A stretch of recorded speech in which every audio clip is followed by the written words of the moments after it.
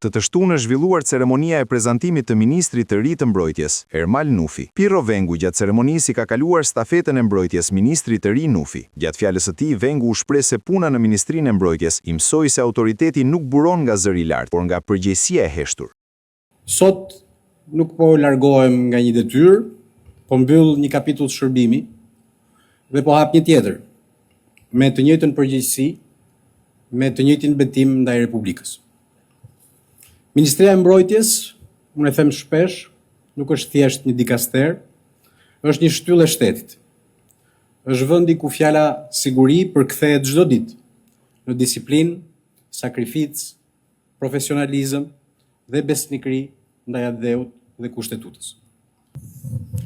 Ta dini se kalimi im me kohë të plotë si deputet i Vlorës, këtë kalim nuk e përjetoj si një largim nga misioni i sigurisë kombëtare, përkundrazi. Siguria e Shqipërisë sot mbrohet si në terren, ashtu edhe në tryeza të tjera.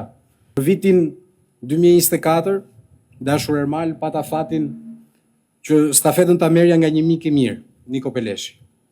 Sot kam gjithashtu fatin t'ia dorëzoj stafetën një tjetër miku dhe bashkëluftëtarit mirë, Ermal Nufit.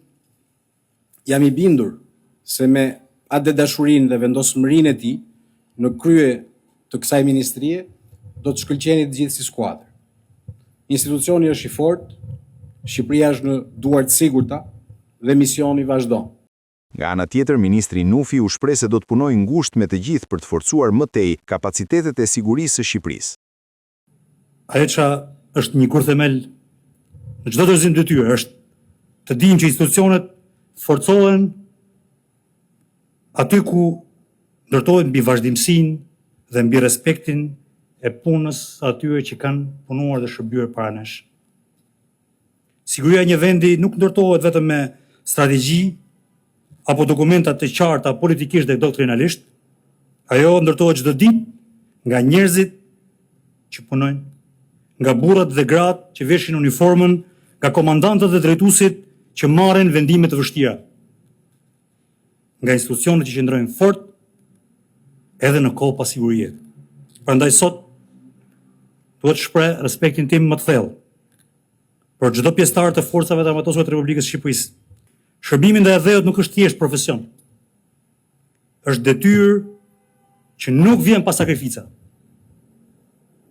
Është përgjegjësi që nuk vjen pa barra. Është privilegj që të bën krenar gjithmonë. Do të them shumë qartë sot që unë nuk vi në ministri për të punuar vetëm. Ky institucion funksionon me disiplinë, me hierarki dhe me përgjegjësi të ndara qartë. Do të punoj ngushtë me profesionistë të kësaj ministrie, me drejtuesit ushtarak, patjetër edhe me ata civil, për të forcuar më tej kapacitetet e sigurisë këtij vendi. Vengu u largua nga pozicioni ministrit të mbrojtjes pas ndryshimeve nga kryeministri Edi Rama në kabinetin qeveritar disa ditë më parë. Tashmë Vengu mban postin e deputetit të Vlorës.